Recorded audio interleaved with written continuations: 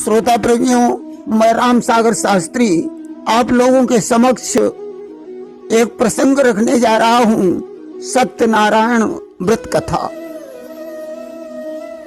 ये चिंता व्यक्त रूपाय निर्गुणाय गुणात्मने समस्त जगदाधार मूर्तये ब्रह्मणे नमः।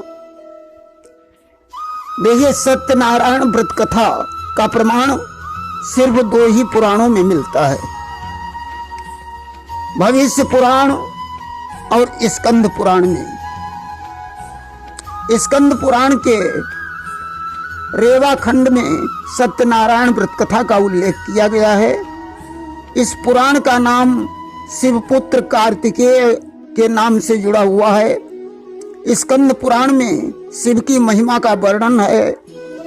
ब्रह्मा विष्णु के झगड़े को शांत करने के लिए शिव ने विशाल ज्योतिर्मय शिवलिंग प्रकट किया। ब्रह्मा विष्णु उसका छोर ढूंढने लगे। ब्रह्मा सिर और विष्णु चरण ढूंढने लगे। ब्रह्मा ने झूठ कहा, मुझे सिर मिल गया। विष्णु जी सत्य बोले कि मुझे चरण नहीं मिले। शिव के आदेश पर काल भैरव ने ब्रह्मा का एक सिर काट लिया और शिव ने विष्णु का नाम सत्यनारायण रख दिया कि सत्य केर पालन हरि कीना, और इसलिए नाम सत्यनारायण दीना। बोलिए सत्यनारायण स्वामी की जय। इस कथा का प्रारंभ नैमिषारण्य से होता है। कथा में 5 अध्याय और 167 श्लोक हैं। आइए कथा की तरफ ले चलें कि तीर्थ बर नैमिष विख्याता, अति पुनीत साधक सिद्धिदाता, तहाँ सूत जी परम सुजाना, करहि निरंतर हरि गुण गाना। एक बार नैमिषारण्य अर्थात नैमिष क्षेत्र निमसार में 88,000 ऋषियों का समागम हुआ, जहां व्यास आसन पर बैठे हुए थे महर्षि सूत जी। सूत जी से शौनकादिक ऋषियों ने पूछा, महाराज कठिन कलिकाल सन्निकट है, धर्म की किस प्रकार रक्षा होगी? सूत जी ने कहा, हे शौनकादिक ऋषियों, जैसा प्रश्न तुमने हमसे किया है इसी प्रकार का प्रश्न एक बार क्षीर सागर में जाकर भगवान विष्णु से देवर्षि नारद ने किया था कि एक बार कर तले कर वीणा, गावत हरि गुण परम प्रवीणा, क्षीर सिंधु गबने मुनिनाथा, जहाँ वसी श्री निवास श्रुति माथा। एक बार देवर्षि नारद हाथ में वीणा लिए हुए नाना लोकों का भ्रमण करते हुए मृत्युलोक में आए। मृत्युलोक में नारद ने देखा कि जितने भी प्राणी हैं सभी नाना प्रकार का कष्ट भोग रहे हैं। उन विचारों का कष्ट कैसे दूर हो, यही सोचकर विष्णु लोक को गए, जहां शेष सैया पर लेटे हुए थे भगवान विष्णु। लक्ष्मी जी जिनके चरण कमलों को दबा रही थी। आज भगवान को देखकर नारद स्तुति करने लगे कि नमो वाम मनसातीत रूपाय अनंत शक्ते, आदि मध्यांत हीनाय निर्गुणाय गुणात्मने। हे प्रभु, आपका आदि मध्य अंत नहीं है, आप सब गुणों की आत्मा हैं, आपको मेरा प्रणाम है। आज भगवान ने नारद को अर्धासन पर बिठाया और पूछने लगे, देवर्षि, वैकुंठ लोक में आज बड़े दिनों के बाद में आए हो कि वैकुंठ लोक में हे मुनिवर अब बहुत दिनन ते आए हो, ऐसा प्रतीत होता मुझको कुछ नया संदेशा लाए हो। भगवान ने कहा देवर्ष, ऐसा लगता है कोई नया संदेश लेकर आए हो। नारद ने कहा प्रभु, मैं जब जब आता हूं कोई नया संदेश लेकर आता हूं, लेकिन आज का संदेश वो है जो हमारे हृदय को भी विदीर्ण कर रहा है। नारद ने कहा प्रभु कि मृत्युलोक के जन सकल हैं युत क्लेश अनंत, के ही उपाय से मुक्त हो मोसो कहो भगवंत। प्रभु मृत्युलोक के जितने भी प्राणी हैं सभी नाना प्रकार का कष्ट भोग रहे हैं, उन विचारों का कष्ट कैसे दूर हो, यही सोचकर आपकी शरण में आया हूं। भगवान बड़े प्रसन्न हुए। भगवान ने कहा नारद, संसार की भलाई के लिए तुमने बड़ी अच्छी बात पूछी है कि साधु पृष्ठम त्वया वत्स लोक अनुग्रह कांक्षया। संसार की भलाई के लिए तुमने बड़ी अच्छी बात पूछी है। जिस तरीके से वृक्ष अपने फल स्वयं नहीं खाते, नदी अपना जल स्वयं नहीं पीती, मेघ अपने लिए नहीं बरसते, इसी प्रकार संतों का शरीर परोपकार के लिए होता है। भगवान ने बताया कि व्रतम अस्ति महत् पुण्यम स्वर्गे मरते च दुर्लभम। एक ऐसा व्रत है जो स्वर्ग और मृत्युलोक दोनों में दुर्लभ है। वो व्रत है सत्यनारायण का व्रत। बताया कैसा है व्रत। इस व्रत को करने से दुख शोक का शमन होता है, धन धान्य की वृद्धि होती है, सौभाग्य बढ़ता है और संतान की प्राप्ति होकर हर जगह विजय होती है। नारद ने कहा प्रभु, उस व्रत का क्या फल है, क्या विधान है और किस दिन ये व्रत करना चाहिए।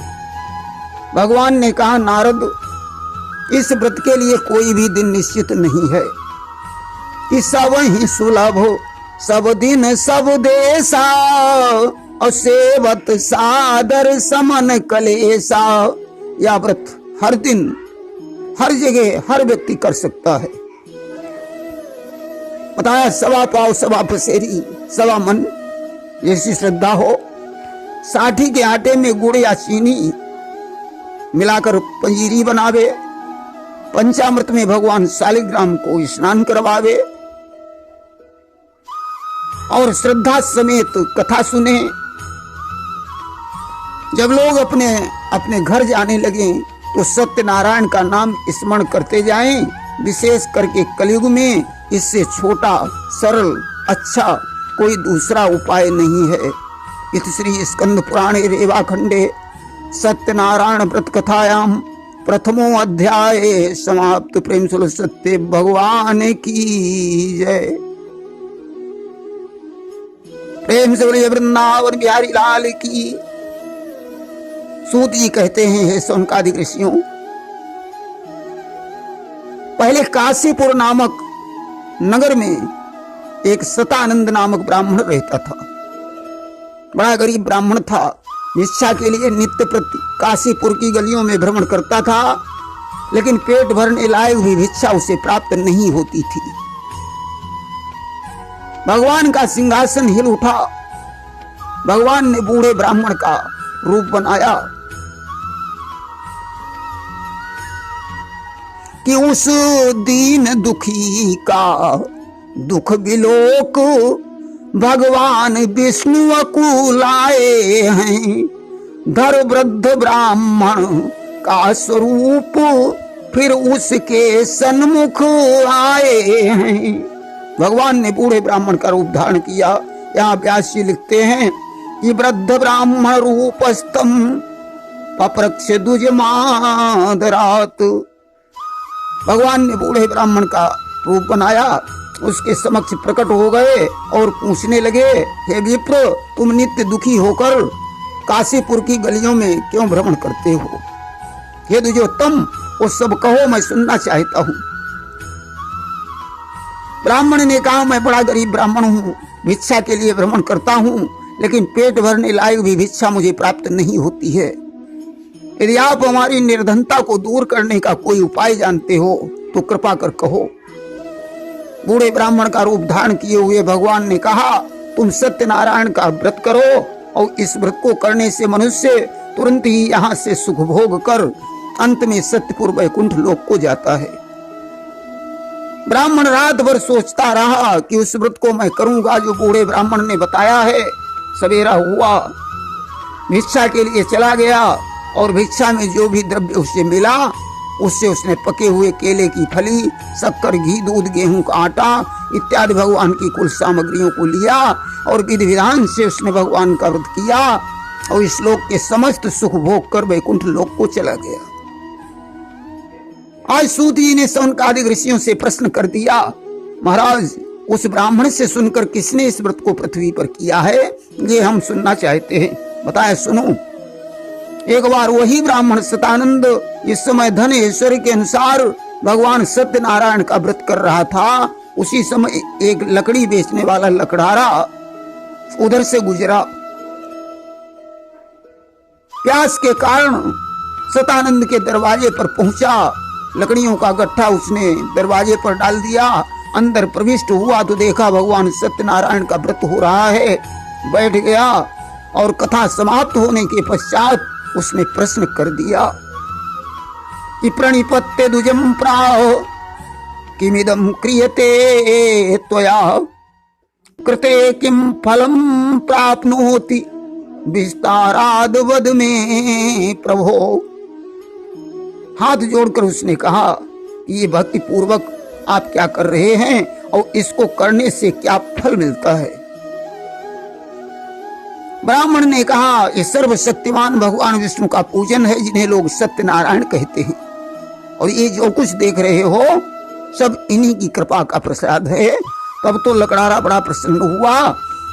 उसने लकड़ियों का गट्ठा सर पर रखा और रास्ते में जाते हुए उसने संकल्प किया। भगवान का प्रसाद खाया, लकड़ियों का गट्ठा सर पर रखा, रास्ते में जाते हुए उसने संकल्प किया कि लकड़ी बेचूं जाए कर जो धन पाऊं आज, व्रत पूजन मैं भी करूं प्रभु का सहित समाज।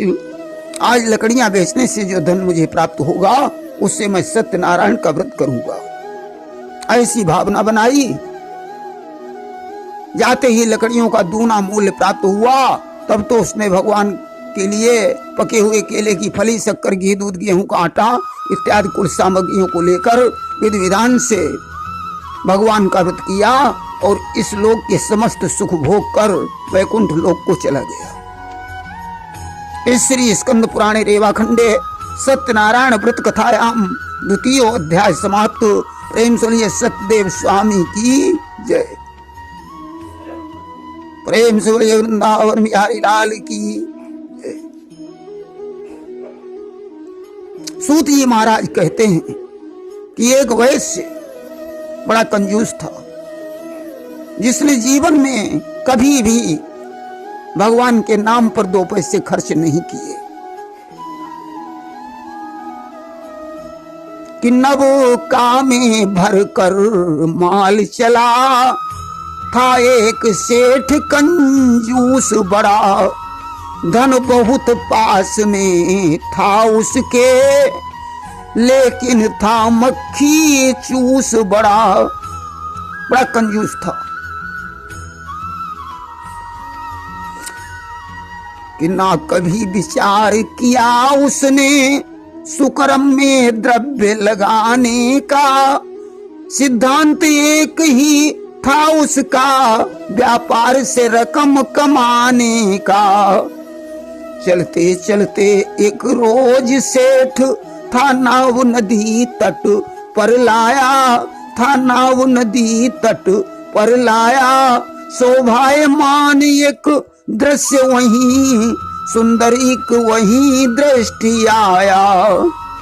रुकवा कर नाव वहां देखा, मंदिर विशालिक बना हुआ, झांकी लक्ष्मी नारायण की अति सुंदरता से सना हुआ।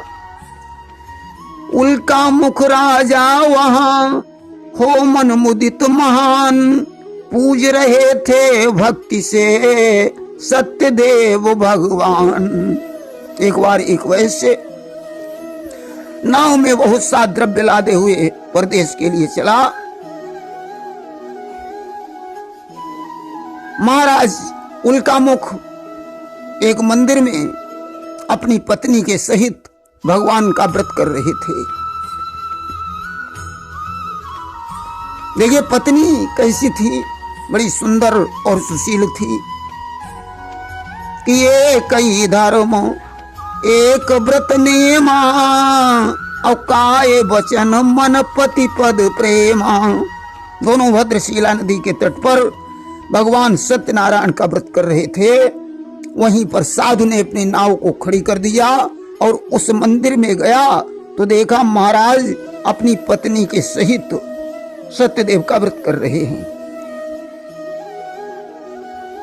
साधु वैसे बैठ गया और कथा समाप्त होने के पश्चात उसने पूछा कि किमदम कुरुसे राजन भक्ति युक्तेन चेतसा प्रकाशम कुरुतत् सर्वम श्रोतुम इच्छामि सांप्रतम।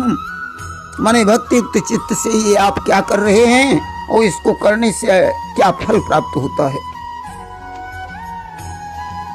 राजा ने कहा यह सर्वशक्तिमान भगवान विष्णु का पूजन है, जिन्हें लोग सत्यनारायण कहते हैं। मेरे कोई संतान नहीं है और इस व्रत में ऐसी विशेषता है कि इससे संतान हो सकती है, इसलिए इस व्रत को कर रहा हूं। साधु वैसे बड़ा प्रसन्न हुआ। उसने कहा महाराज तब तो यह संतानदायक व्रत मुझे भी बताइए, क्योंकि ममापि संततिर नास्ति हे तस्मात् जायते ध्रुवम। और आप कहते हैं इससे संतान हो सकती है। मेरे घर में अगर पुत्री का भी जन्म हुआ तब भी मैं इस व्रत को करूंगा। आकांक्षा देखकर राजा ने सारा व्रत विधान बताया। तब तो प्रसाद को लेकर घर वापस लौटा और वो व्रत उसने अपनी पत्नी लीलावती से कहा और कहा प्रिय जब हमारे यहाँ संतान का जन्म होगा तब मैं इस व्रत को करूंगा। भगवान का प्रसाद दे दिया। एक दिन सांसारिक धर्म में प्रवृत्त होकर लीलावती भगवान की कृपा से गर्भवती हो गई और 10वें मासी वही तस्याह कन्या रत्न मजायतम। 10वें महीने में एक सुंदर कन्या का जन्म हुआ। कन्या का नाम पंडितों ने कलावती रखा। कन्या कला कला के समान बढ़ने लगी।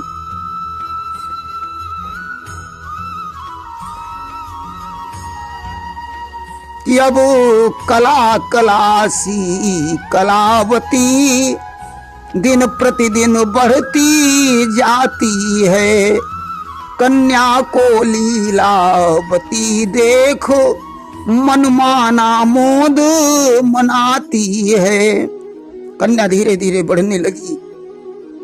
लीलावती ने कहा स्वामी आपने संकल्प किया था कि भगवान का व्रत करेंगे, उसे करिए। साधु ने कहा प्रिय इसके विवाह के समय इस व्रत को करूंगा। ऐसा कहकर व्यापार के लिए चला गया। लौटकर वापस आया तो देखा कन्या विवाह के योग्य हो गई है। तुरंत ही दूत को बुलाकर कहा जाओ पुत्री के वास्ते कोई सुयोग्य वर ढूंढ कर लाओ। दूत कांचन नगर में पहुंचा और एक वैश्य पुत्र को लाकर साधु के समक्ष उपस्थित किया। तो देखी रूप गुणशील में वर कन्या अनुहार, ब्याह सुता का कर दिया हो मन मुदित अपार। साधु ने रूप गुणशील देखकर विधि विधान से अपनी कन्या का विवाह उसके साथ में कर दिया और दामाद को घर में ही रखने लगा। जब विवाह हो गया तो लीलावती ने फिर आग्रह किया स्वामी अब तो कन्या का विवाह हो गया है, व्रत को करिए। साधु ने कहा प्रिय कि है अभी सुता का ब्याह किया, धन खर्च हुआ इसमें भारी। खर्चे में खर्चा और करें, है नहीं मेरी हिम्मत प्यारी। जब यहाँ से बाहर जाकर के मैं द्रव्य कमा कर लाऊंगा, एकत्रित धन हो जाएगा, पूजन उस समय रचाऊंगा। अभी अभी जितना धन था सब कलावती के विवाह में खर्च हो गया है। अब तो भगवान क्रोधित हो जाते हैं। दिया तभी भगवान ने क्रोधित होकर श्राप, निज करनी का सेठ तू भोगेगा संताप। साधु वैश्य दामाद के सहित महाराज चंद्रकेतु के नगर में पहुंचा। समुद्र के तट पर नाव को खड़ी कर दिया। थके होने के कारण उसी नाव पर सो गए। उस समय भगवान की माया से कोई चोर राजा के धन को चुराकर भागे जा रहे थे। सिपाहियों ने उनका पीछा किया।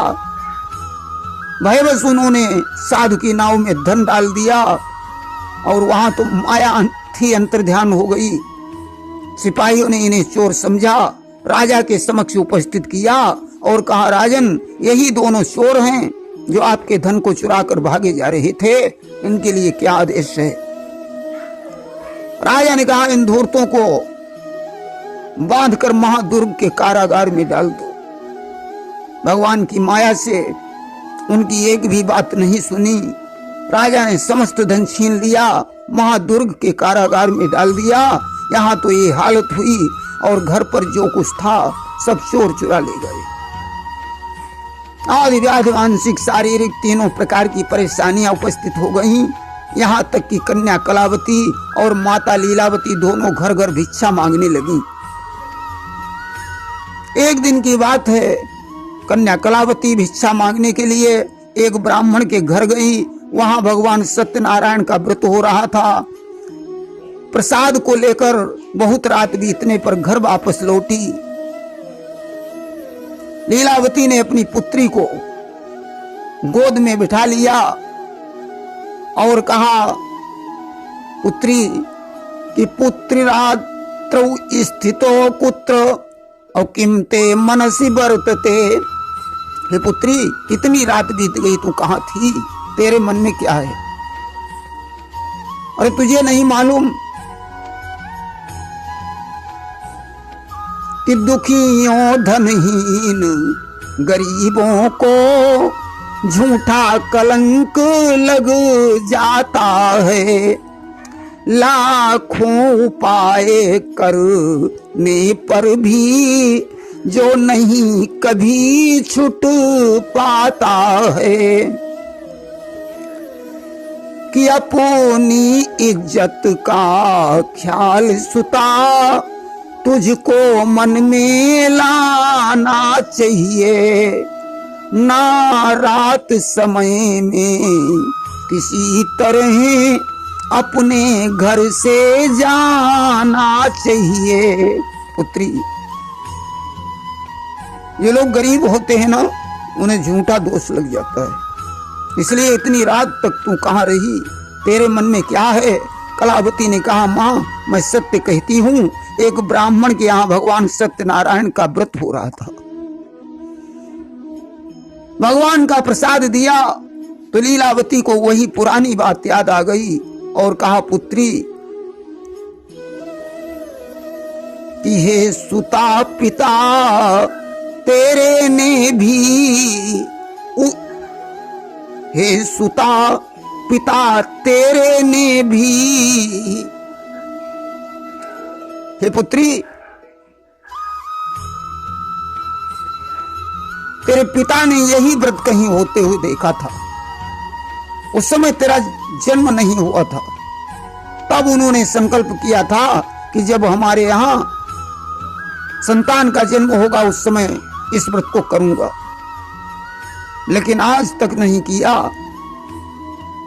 कि हो गया ब्याह तक भी तेरा, पर ध्यान अभी तक दिया नहीं। संकल्प पिता तेरे ने कर भगवान का पूजन किया नहीं। तेरा जन्म ही नहीं, तेरा विवाह भी हो गया, फिर भी तेरे पिता ने इस व्रत को नहीं किया। रहे टालते, अब तलक समय गया है बीत, रूठ गए भगवान हैं होता मुझे प्रतीत। अब तो पुत्री मुझे ऐसा लगता है जैसे भगवान सत्यनारायण रुष्ट हो गए हैं। आओ हम और तुम मिलकर उनका आराधन करें। आज दोनों ने मिलकर भगवान सत्यनारायण का व्रत किया। भगवान प्रसन्न हुए, महाराज चंद्रकेतु को स्वप्न में दिखाई दिए और कहा, राजन, जिन वैश्यों को तुमने चोर समझकर बंदी गृह में कैद किया है, जिनका धन तुमने छीन लिया है, वास्तव में वो चोर नहीं है, व्यापारी है, उन्हें छोड़ दो और उनका धन उन्हें वापस कर दो। यदि ऐसा नहीं करोगे तो धन, राज्य, पुत्रादि सब कुछ नष्ट कर डालूंगा। ऐसा कहकर भगवान अंतर्ध्यान हुए। सवेरा हुआ, राजा राज सिंहासन पर बैठा। रात्रि का देखा हुआ स्वप्न मंत्रियों से कहा। मंत्रियों ने कहा, महाराज, स्वप्न सत्य प्रतीत होता है, स्वप्न की आज्ञा के अनुसार आचरण करना उचित है, अतः हमारी समझ में दोनों वैश्यों को छोड़ दिया जाए। आज राजा ने दोनों वैश्यों को बंदी विमुक्त किया, उनकी हथकड़ी बेड़ियां खुलवाई, उनका क्षौर कर्म करवाया, उन्हें अच्छे अच्छे कपड़े पहनाए, जितना धन लिया था उससे दूना धन देकर राजा ने उन्हें आदर के सहित विदा किया और कहा, हे वैश्यों, अब तुम अपने घर जा सकते हो। आज राजा को प्रणाम करके दोनों वैश्य अपने घर के लिए चल देते हैं। इस श्री स्कंद पुराणे रेवा खंडे सत्यनारायण व्रत कथायाम तृतीय अध्याय समाप्त। प्रेम से सत्य भगवान की जय। प्रेम से बोलिए वृंदावन बिहारी लाल की जय। सूत जी महाराज कहते हैं कि हे सौनकादि ऋषियों, वैश्य ने मंगलाचार पूर्वक यात्रा आरंभ की और अपने नगर को जाने लगा। भगवान ने विचार किया कि शायद साधु वैश्य का दिमाग अब ठीक हो गया होगा। दंडी का रूप बनाया और सामने जाकर प्रकट हो गए। पूछने लगे कि हे साधु, तुम्हारी नाव में क्या है? अभिमानी बड़े हंसने लगा। हे दंडी, तुम क्यों पूछते हो? क्या कुछ धन लेना चाहते हो? लेकिन मेरी नाव में लता पत्र विद्यमान है। देखिए, किसी कवि ने कहा कि वैश्य ने कहा कि मैं तो बनिया हूं, मेरी नाव में नमक मसाला विद्यमान है। ये कवियों की कल्पना है।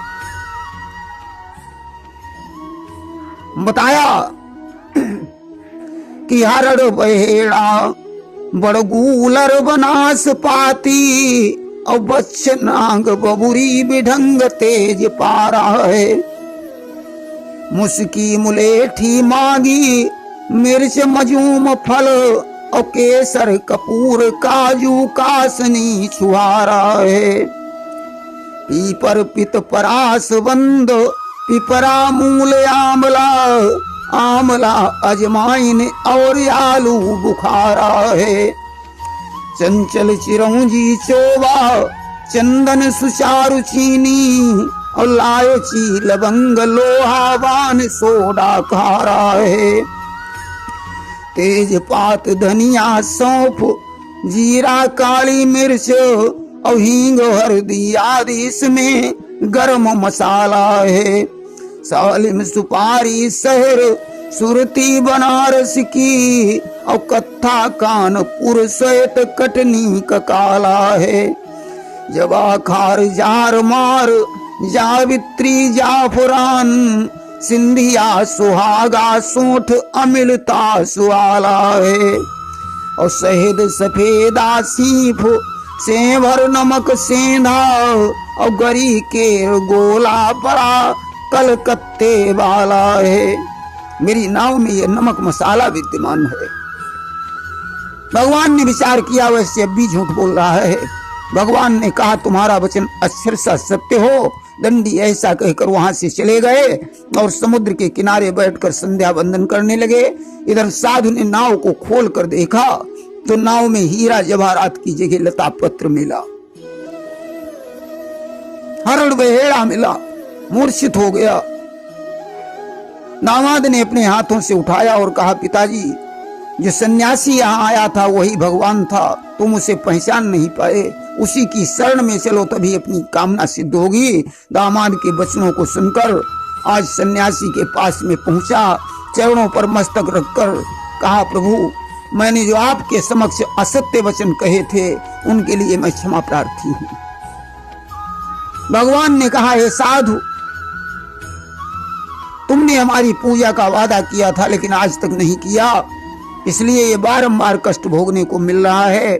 साधु ने कहा, प्रभु एक बार और प्रसन्न हो जाओ, मैं सामर्थ्य के अनुसार आपकी पूजा करूंगा। भगवान ने निश्चित वरदान दिया। साधु की नाव में जो पहले था वही हो गया। अब तो बड़ी तीव्र गति से नाव को चलाया। जब नगर दूर से दिखाई देने लगा तो धन के रक्षक दूत को घर भेजा। दूत जिस समय घर में गया उस समय लीलावती और कलावती दोनों भगवान सत्यनारायण का व्रत कर रही थीं।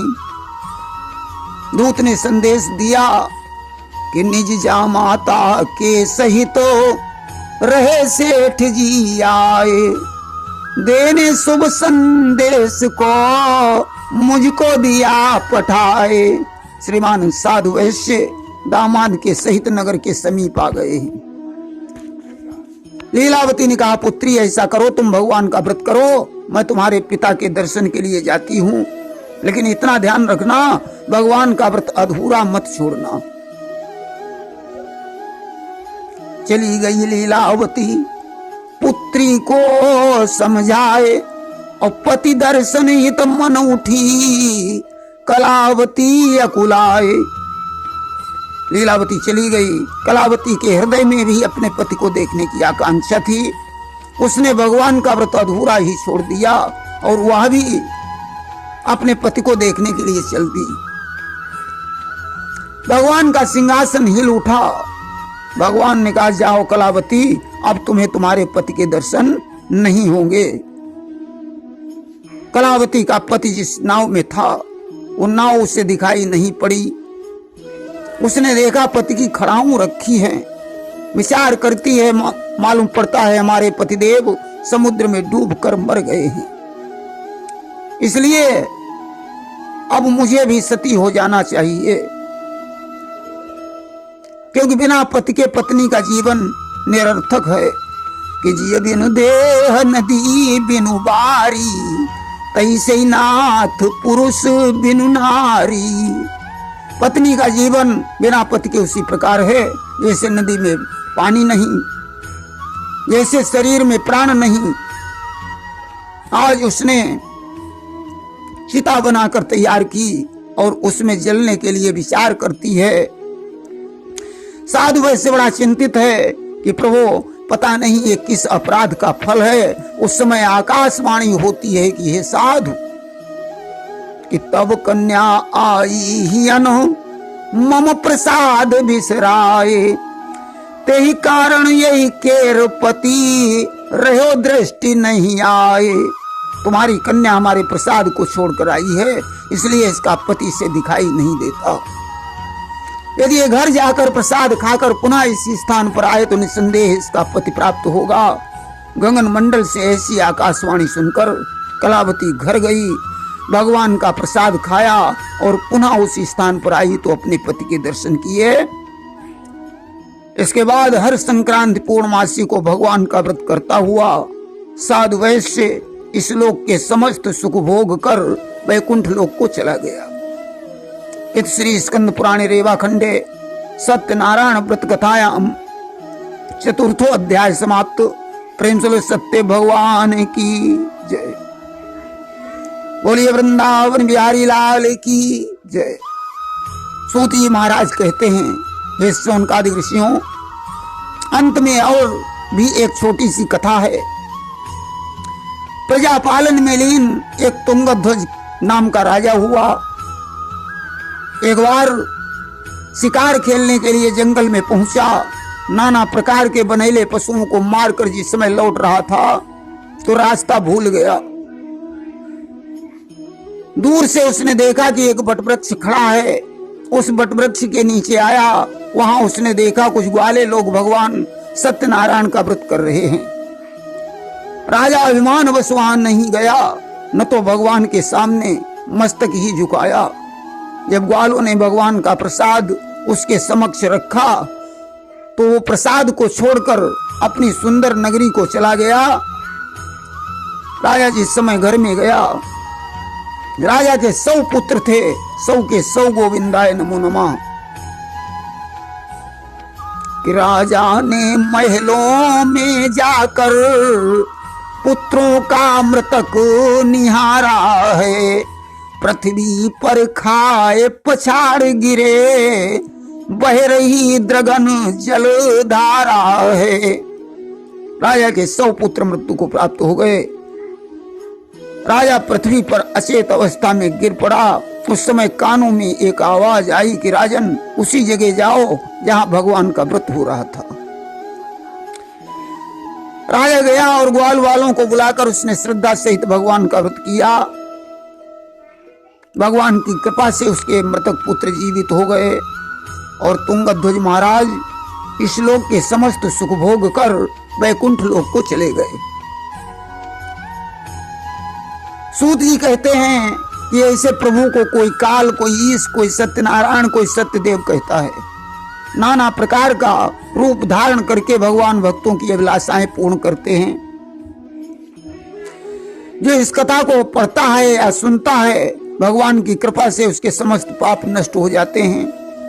निर्धन को धन प्राप्त होता है, भययुक्त मनुष्य भय से छूट जाता है, निसंतान को संतान प्राप्त होती है, बंदी में जकड़ा हुआ मनुष्य बंदी विमुक्त हो जाता है।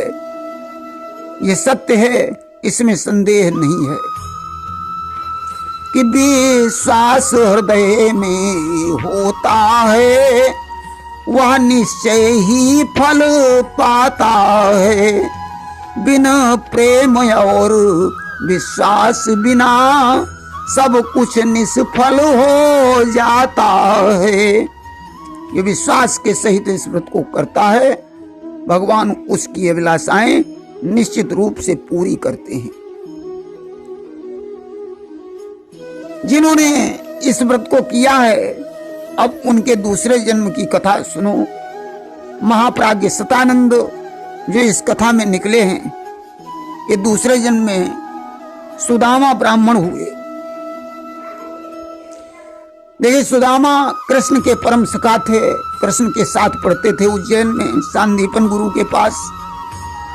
इन्होंने गुरुपत्नी के दिए हुए चने अकेले चब लिए, इसलिए ये कंगाल हो गए।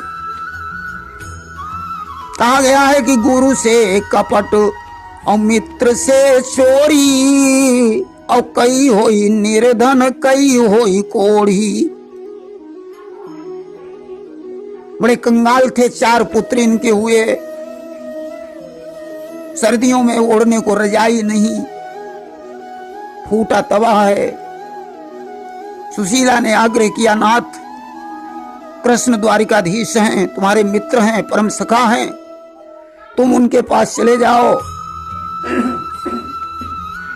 कुछ मांगना नहीं तो कम से कम तुमने जो गलती की है उसकी क्षमा मांगो। आज कुछ चावल लेकर द्वारिका में गए हैं। भगवान कृष्ण ने 2 मुट्ठी चावल चबकर सुदामा को 2 लोकों का राज्य दे दिया। देखिए, लकड़ारा जो इस कथा में निकला है, ये दूसरे जन्म में भिल्लों का राजा निषाद हुआ। निषाद राम का बड़ा भक्त था। बताया उल्का मुख महाराज दूसरे जन्म में राजा दशरथ हुए, जिनके यहाँ राम, लक्ष्मण, भरत, शत्रुघ्न जैसे 4 पुत्रों का जन्म हुआ, और भगवान श्री रंगनाथ का पूजन करके जिन्होंने वैकुंठ लोक को प्राप्त किया। बताया साधु वैसे जो इस कथा में निकला है, ये दूसरे जन्म में सत्य संध मोरध्वज राजा हुआ। देखिए, अर्जुन के आग्रह पर भगवान कृष्ण ने मोरध्वज की परीक्षा लेने के लिए ब्राह्मण का रूप धारण कर सिंह को ले जाकर मोरध्वज के पुत्र ताम्रध्वज पर आरा चलवाया और बाद में उसके पुत्र को जीवित कर दिया और भगवान ने अनपायनी भक्ति मोरध्वज को दी। तुंगध्वज जो इस कथा में निकले हैं, ये दूसरे जन्म में स्वयंभू मनु हुए। ये श्रीमद् भागवत की परम पावन अमृतमयी कथा को सुनकर वैकुंठ लोक को प्राप्त किया। इत श्री स्कंद पुराणे रेवाखंडे सत्यनारायण व्रत कथायाम अंतिमो अध्याय समाप्त। प्रेम से बोलिए वृंदावन बिहारी लाल की जय।